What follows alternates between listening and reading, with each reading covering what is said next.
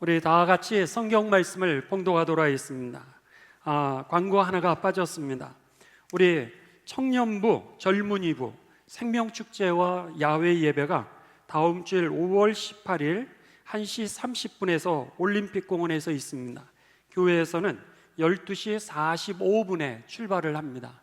우리 젊은이부 또 청년부 여러분들 함께 좋은 시간이 되시고 많이 전도하는 시간이 되시기를 바랍니다.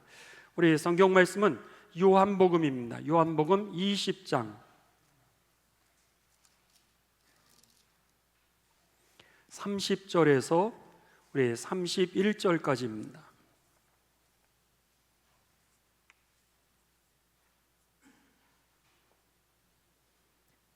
저하고 여러분들 다 같이 한 목소리로 봉독하도록 하겠습니다.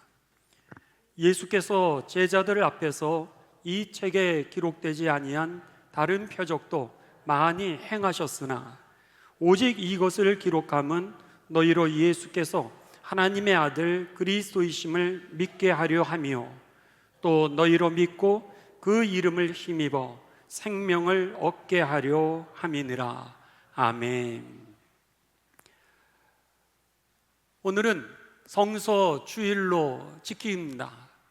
우리나라에 초창기 복음이 들어왔을 때 이 5월달 성령 강림절을 기준으로 해가지고 성서 주일을 지켰다가 이제 1973년 이후로 전 세계가 성서 주일이라 그래서는 12월 첫 주에 지키는 거로 우리나라도 맞추게 되었습니다. 그런 면에 있어서 오늘은 초창기 대한민국에 이제 복음을 전하게 되었을 때, 복음이 들어왔을 때 지켰던 그 성서주일을 우리들이 오늘 같이 지키고, 그리고 또 오늘 3부 예배 때는 우리 국제기도원협회에서 주관하면서 함께 이 세계의 성서 복음을 위해서 기도하는 그런 시간을 갖게 됩니다. 여러분, 우리가 5월 1일부터 시작되었던 도전 180일 성경 일독하는 거, 여러분 성경 읽고 계신가요? 네, 많이 읽고 계시거든요. 많이 읽고 계시군요. 고맙습니다. 여러분들에게 이렇게 우리가 성경 읽기표를 나눠드렸습니다. 그래서 5월 1일부터 우리들이 하루에 6장에서 8장까지 읽으시면은 1년이면은 6개월 안에 신약성경, 구약성경을 모두 다 읽을 수 있습니다. 그러니까 늦지 않았습니다. 여러분들 행복하게 지금이라도 시작하셔서 오늘 우리가 믿는 그 예수님이 누구신지, 또 내가 어떻게 살아가는 게 그리스도인의 삶인지, 또 우리가 죽은 이후에는 어떻게 천국에 들어가게 되고 우리가 어떻게 존재하게 되었는지 그 하나님의 말씀을 깨닫는 참 좋은 시간이 되시기를 바랍니다. 우리가 이제 8일 날이었습니다. 5월 8일 날 창세기를 다 읽으셨을 겁니다. 이 성경 일독 표대로 읽으셨으면 5월 8일이었으면 8일 만에 이 창세기를 다 읽으셨을 겁니다. 여러분들이 그러면은 여러분들에게 나눠드리기도 하고 우리 안내 데스크에 있는 그 성경 패스포드가 있습니다. 그 패스포트를 여러분들이 도장을 찍으시면 됩니다. 한번 사진을 좀 보여주시기 바랍니다. 여기에 사진을 보시면은 창세기에다가 여러분들이 도장을 이렇게 찍으시면서 저 패스포트를 가지고 여러분들이 다 읽으신다면은 일독 이렇게 써놓으시면은 내가 일생 동안 성경을 몇 번을 읽었는지 또 기록이 되어서 재미있고요. 창세기를 끝낼 때마다 계속해서 우리들이 하나씩 도장이 6개입니다. 저는 참 잘했어요 라고 찍었습니다.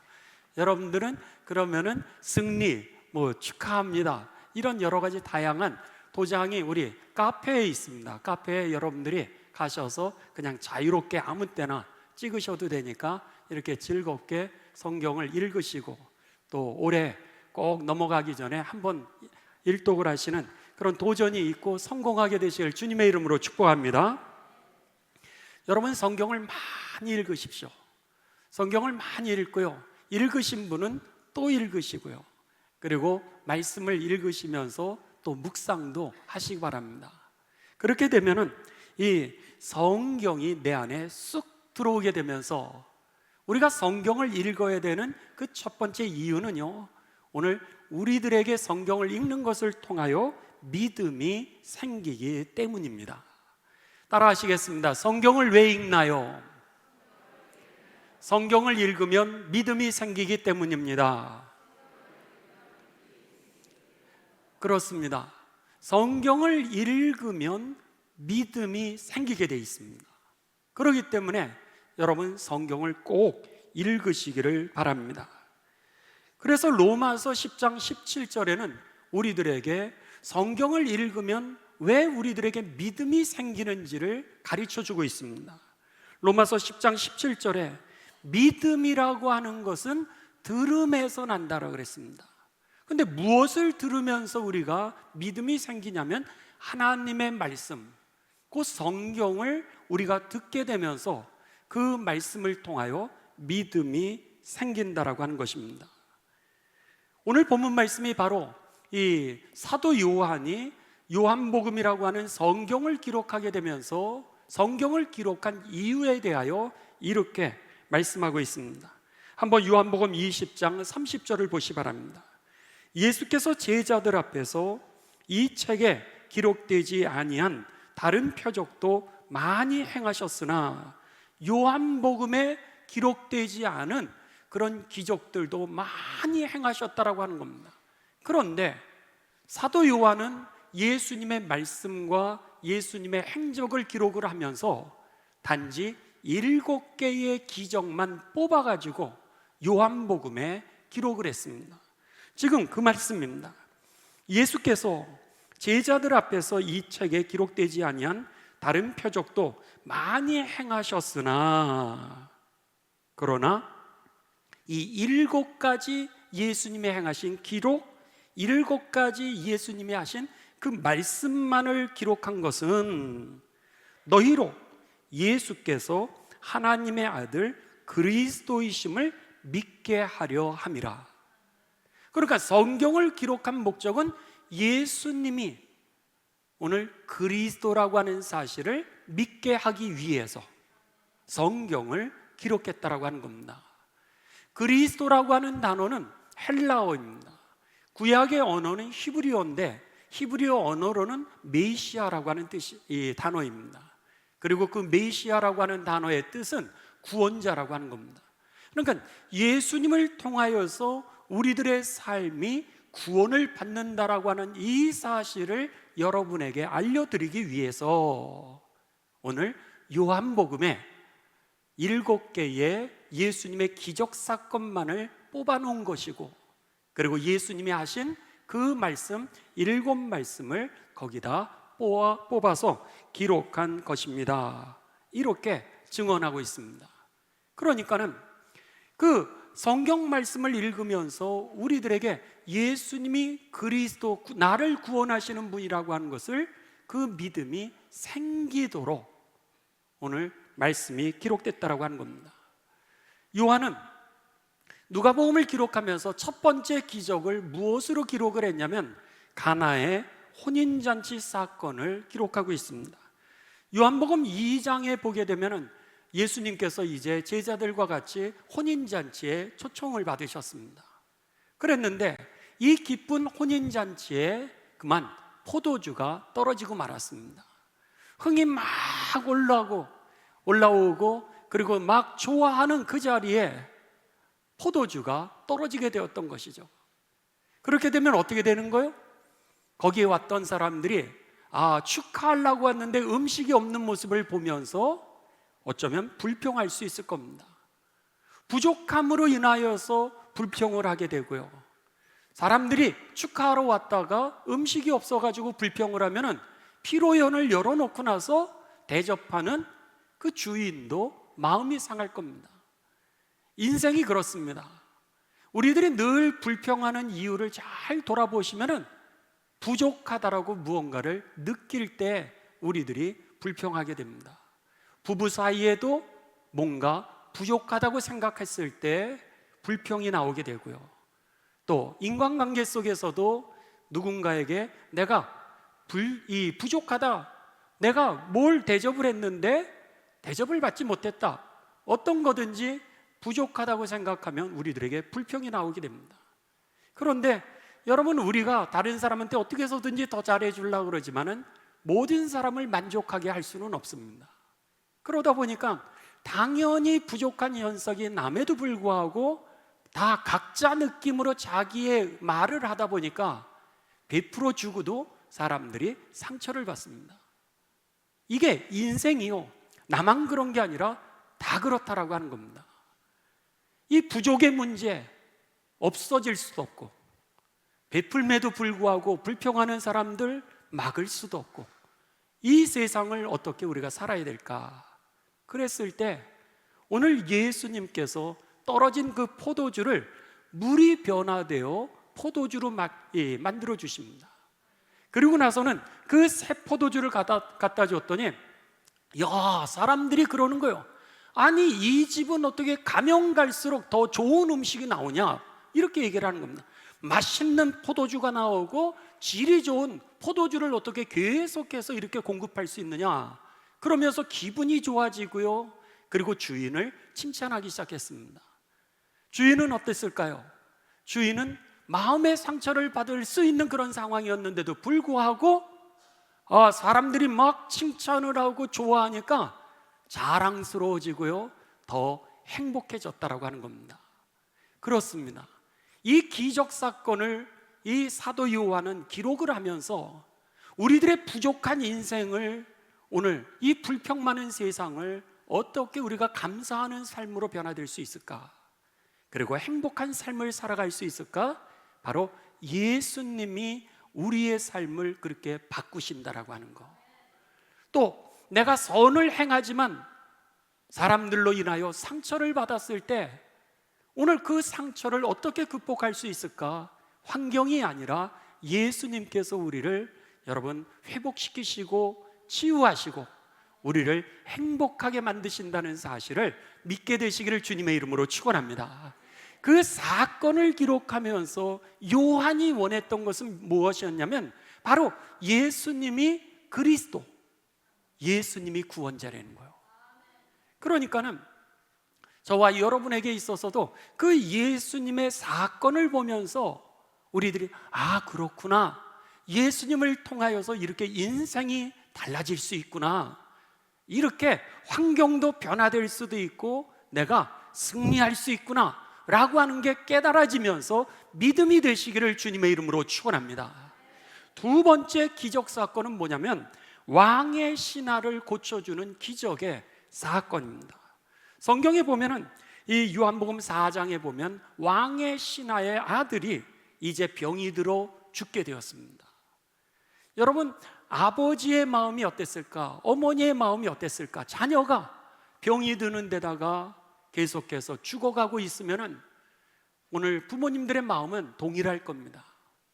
나는 살 만큼 살았는데 우리 자녀 그 대신에 내가 아프면 좋지, 그러면서 왜 나에게 병을 주시지 않고 우리 자녀에게 이렇게 고통을 주시냐고, 그 마음이 바로 부모님의 마음일 겁니다.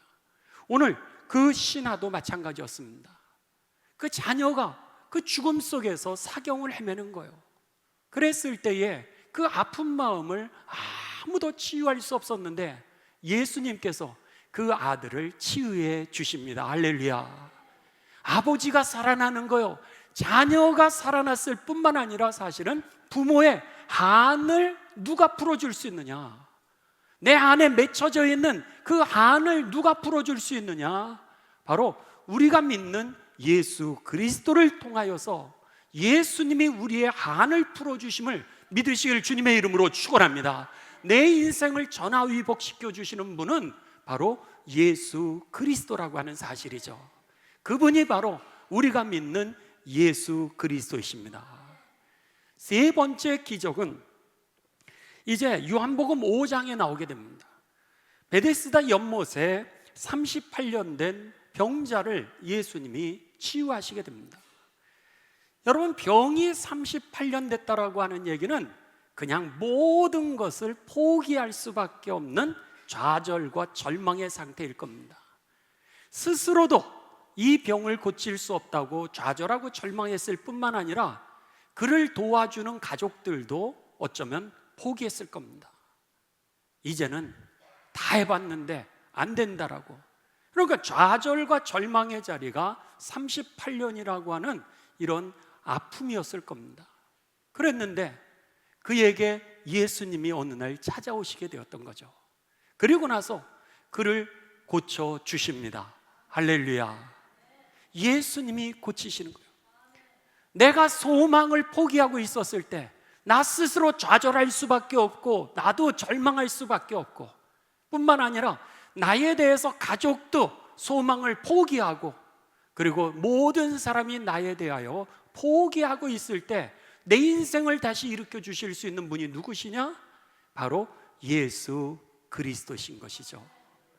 그 사건을 7개를 기록하면서 우리가 믿는 예수님이 이런 분이라고 하는 것을 이제 사도 요한은 가르쳐 주기를 원했던 것입니다.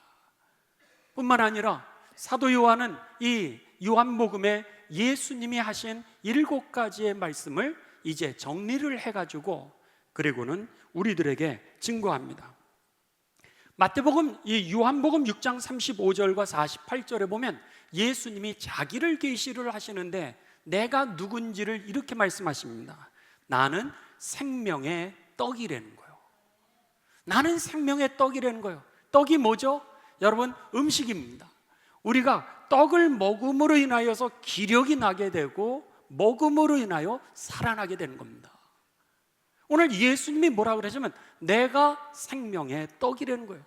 그러니까 예수님을 먹으면 어떻게 된다는 거예요? 살아난다는 거예요. 여러분, 예수님을 먹는 게 바로 예수님의 말씀을 우리가 읽는 겁니다. 그 말씀 안에 거하고 말씀을 묵상할 때요, 신기하죠?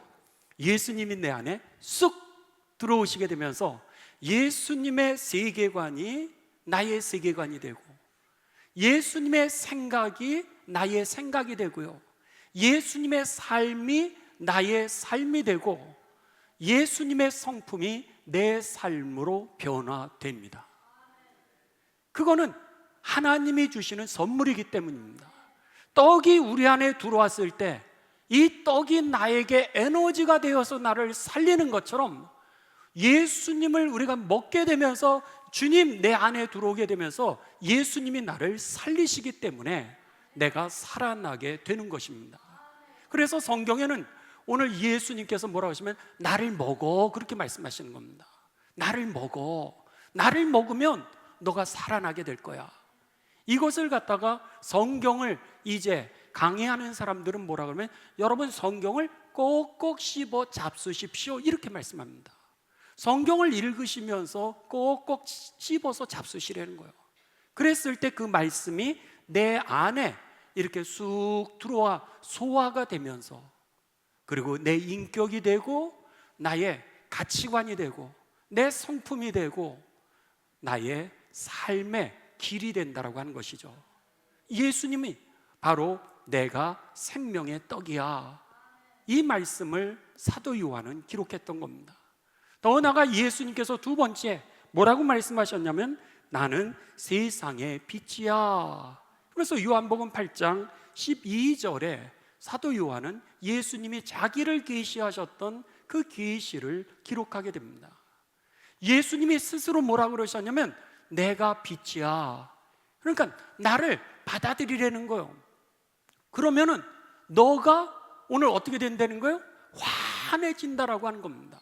내 안에 있는 이 어두움이라고 하는 것이 여러분 쑥 나가게 되고 오늘 밝아지게 되는 역사를 경험하게 되시기를 주님의 이름으로 축원합니다. 여러분들이 막 힘을 다해가지고 어둠을 물리쳐 보십시오. 어둠이 물러가나? 그렇지 않습니다. 고생만 할 뿐이지 기력만 더 떨어질 뿐이지 어둠이 물러가는 게 아닙니다. 그게 아니라 어둠은 물러가는 방법이 있습니다. 그 방법이 뭐냐? 바로 빛이 쫙 들어오면은 여러분 어둠은 싹 사라지게 돼 있는 겁니다. 방법이 있었던 거예요. 그러니까 예수님께서 뭐라고 그러셨냐면 내가 빛이야, 빛을 그냥 받아들여, 이렇게 말씀을 하셨던 거죠.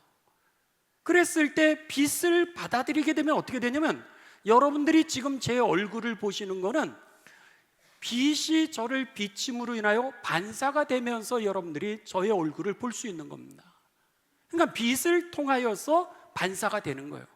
우리가 예수님의 빛을 받게 되면 예수님의 얼굴이 나가게 되고 예수님의 인격이 나가게 되고 예수님의 삶의 모습이 나가게 될 줄을 믿습니다. 그러니까 날 보는 이가 예수님을 보게 되는 것이죠. 그러니까 예수님은 뭐라고 그러시냐면 나는 세상의 빛이야. 그래서는 사도 요한은 예수님이 누구신가를 요한복음에 기록을 하면서 그 중에 7가지만을 이제 선택했던 겁니다. 목적은 어디 있었던 거요? 믿음, 내가 믿는 그 예수님이 누구신가를 확실하게 알고 믿음을 가지라고. 또 세 번째로 예수님은요 자기 자신을 계시를 하십니다. 근데 뭐라 그러냐면 나는 양의 문이다, 이렇게 10장 7절 9절에 말씀하십니다. 예수님이 양들이 들어가는 우리의 문이라는 거예요. 그 얘기는 뭐죠? 밤에는 여러분 이 일이라든지 맹수들이 와서 양들을 잡아먹을 수 있는데 예수님이 그걸 막아주시는 겁니다. 새벽에는 도둑과 강도가 와서 양을 훔쳐갈 수 있는데 예수님이 그것을 단단하게 지키셔서 보호해 주시는 분이시라는 거예요. 여러분, 오늘 우리가 여러 가지 상황 속에서도 불구하고 여러분이 안심할 수 있는 것은 예수님이 우리를 지키고 계시기 때문에 우리가 안전함을 믿으시기를 주님의 이름으로 축원합니다. 우리에게 죽음이 있는데도 불구하고 임종이 다가오는데도 불구하고 내 마음이 평안할 수 있는 것은 주님이 우리를 지키고 계시기 때문에 우리가 안전을 느끼기 때문인 것입니다. 여러분의 자녀들이, 여러분의 남편이, 여러분의 아내가 직장을 가고 학교를 갔음에도 불구하고 이른 아침부터 흩어져 있어서 저녁 늦은 시간까지 헤어져 있다 할지라도 내 마음이 안전한 것은, 내가 안심할 수 있는 이유는 주님이 나의 문이 되어 주셨기 때문에, 그래서 우리가 안전한 것을 믿으시기를 주님의 이름으로 축원합니다. 그러니까는 오늘 이 요한은 예수님의 7가지 기적을 기록하고 예수님이 자기 자신을 계시했던 그 예수님의 계시를 7가지를 기록하면서 결론은 무엇이었던가요? 그래서 요한복음 맨 마지막에 보게 되면은 여러분 이 도마에 관한 말씀이 나옵니다. 20장 28절에 보면 도마는 의심이 많았어요. 도마는 의심이 많아서 다른 제자들에게 부활하신 예수님이 이제 정말로 나타났다고, 우리에게 찾아오셨다고 얘기를 하지만 나는 믿을 수 없다라고 했던 그런 회의론자이기도 하고 이성주의자이기도 하고 과학적인 어프로치를 했던 그런 과학적 접근을 했던 그런 신앙인이었습니다. 나는 믿을 수 없다는 거예요. 내 손으로 내가 만져보기 전에는 나는 믿을 수 없어. 그랬을 때 예수님이 그에게 찾아오시죠. 도마야, 나 만져봐. 나 만져봐. 정말 손에 못자국 난 거 만져봐. 내가 유령이 아니라는 거 만져봐. 내 창에 허리에 찔린 거 손 넣어봐. 예수님이 그에게 보여주십니다. 그랬을 때에 도마가 예수님에게 이렇게 고백을 합니다. 나의 주, 나의 하나님. 나의 주라고 하는 단어는 나의 주인이라고 하는 뜻입니다. 내 삶을 인도하시는 분이시군요 라고 하는 뜻이고, 나의 하나님이라고 하는 단어는 오늘 구원자라고 하는 표현입니다.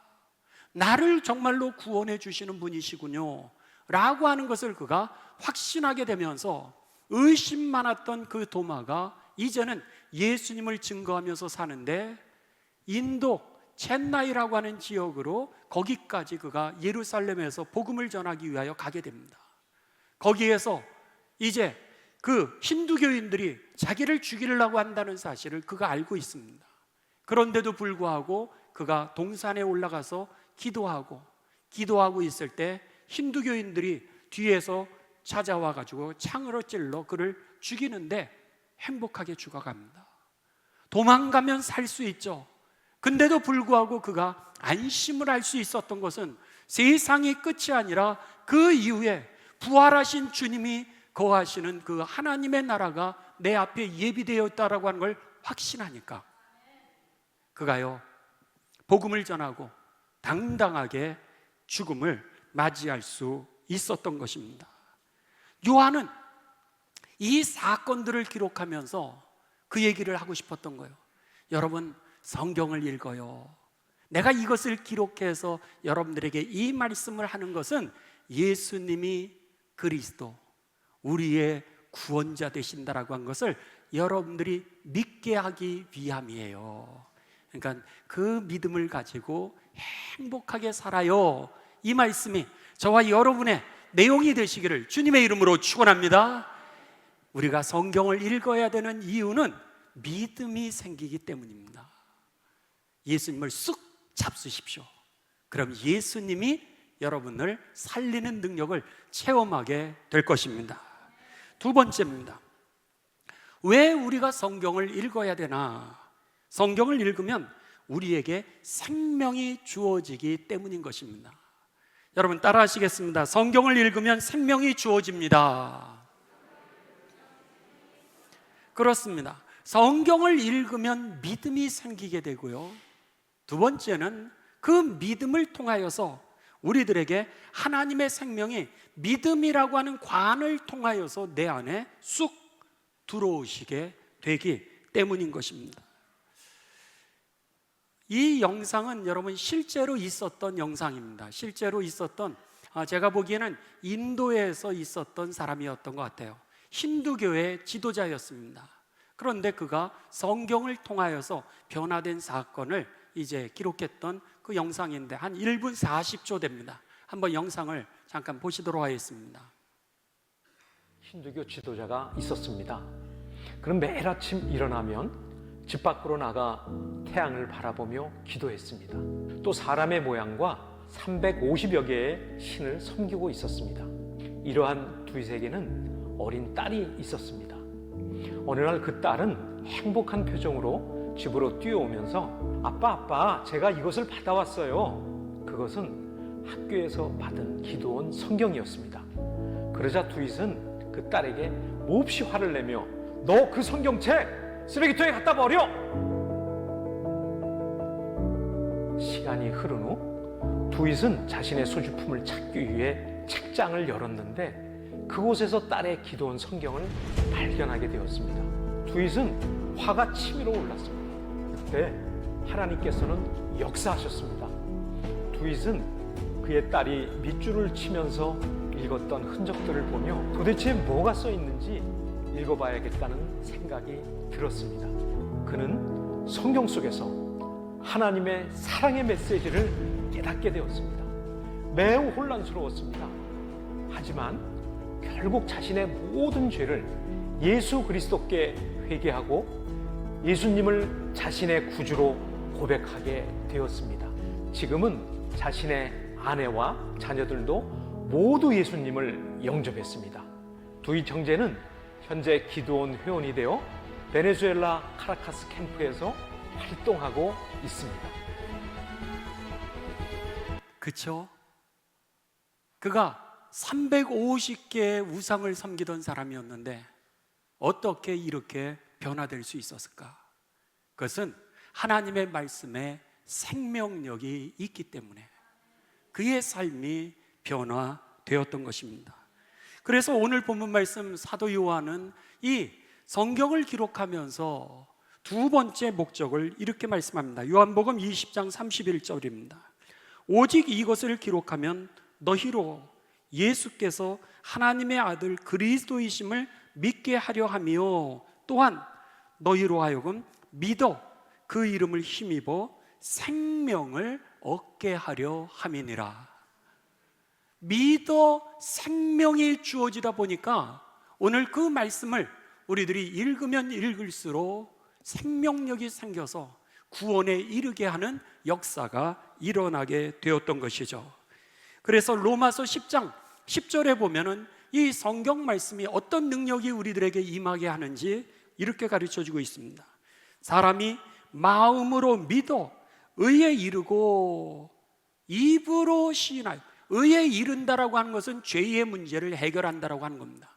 내 안에 있는 죄의 문제를 해결하게 하고 입으로 시인하여 구원에 이르게 하느니라. 하나님의 말씀은 오늘 우리들에게 들음으로 인하여 믿음이 생기고, 그 들음은 하나님의 말씀이라 그랬는데, 오늘 이 믿음을 통하여서 의에 이르게 되고 입으로 시인하면서 구원에 이르게 된다라고 우리들에게 말씀합니다. 그러니까 성경을 읽으면 우리들에게 구원에 이르게 하고요, 뿐만 아니라 우리에게 성경이 소망을 가져다 주기 때문에 우리의 인생이 달라지는 겁니다. 로마서 15장 4절에 보면은 이렇게 말씀했습니다. 무엇이든지 전에 기록된 바는 우리의 교훈을 위하여 기록된 것이니 우리로 하여금 인내로 또는 성경의 위로로 소망을 가지게 함이니라. 우리에게 하나님의 말씀은 하늘나라에 대한 소망, 우리와 함께 계시는 예수 그리스도에 대한 소망을 갖게 하면서 우리로 하여금 모든 상황 가운데 인내하게 한다는 거예요. 인내하게 한다는 말씀은 무슨 말이에요? 여러분, 안심한다라고 하는 겁니다. 때로는 환난도 있고, 때로는 시험도 있고, 때로는 고난이 있는데도 불구하고 소망이 있으니까, 여러분 다음 주면은 새 집이 지어질 거니까 오늘 조금 지저분해도 문제가 안 되는 거예요. 다음 주면 새 집으로 이사 갈 거니까 오늘 집이 조금 지저분해도 문제 하나도 안 되는 것과 똑같습니다. 오늘 우리들에게 소망이 주어지게 되니까 성경은 뭐라 그래요? 우리로 하여금 인내하게 하고 또 성경의 위로로 소망을 가지게 되느니라. 우리에게 위로가 임한다는 거예요. 누구도 위로할 수 없는데 오늘 하나님이 우리의 상처를 치유하시고 인내하게 하시고 영적으로 돌파하게 하심으로 인하여 우리로 하여금 승리하게 하심을 믿으시기를 주님의 이름으로 축원합니다. 왜죠? 소망이 있으니까. 소망이 있으니까 인내하고, 소망이 있으니까 위로받는 거예요. 사람이 아니라 하나님이 아시니까. 그러니까는 하나님의 말씀이 우리에게 소망을 주니까 삶을 다르게 만드는 겁니다. 뿐만 아니라 히브리서 1장 3절에 보면은 오늘 우리들의 삶을 규모가 있게 하고요, 하나님의 말씀이 우리로 하여금 죄를 이기게 합니다.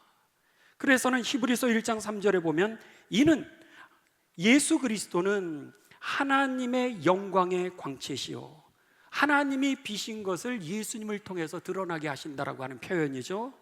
그 본체의 모습이시라.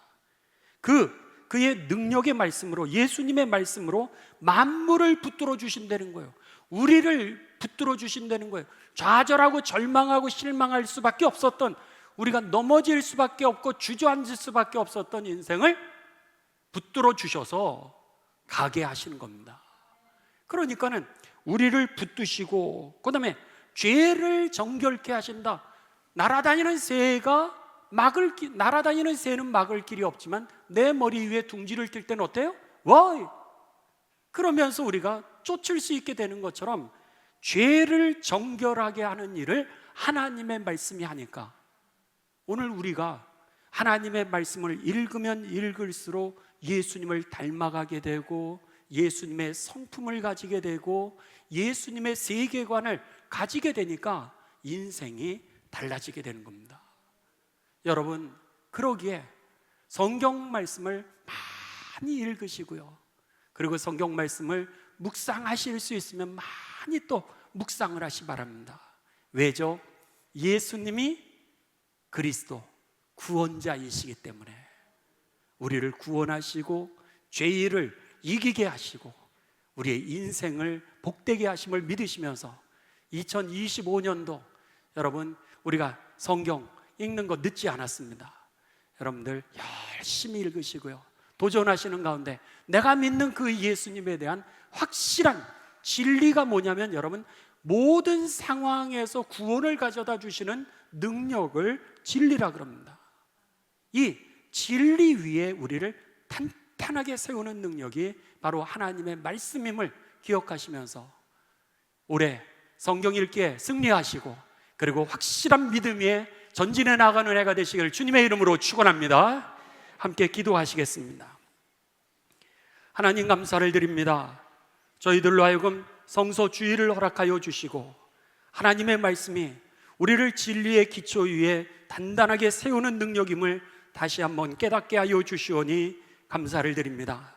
저희들로 하여금 이 말씀 가운데 거하게 하여 주시옵고 말씀을 먹는 해가 되게 하여 주옵소서. 그래서 살아나게 하여 주시옵고 돌파하게 하여 주시오며 주의 뜻을 이루는 해가 되게 하여 주옵소서. 예수님의 거룩하신 이름을 받들어 기도드리옵나이다. 아멘.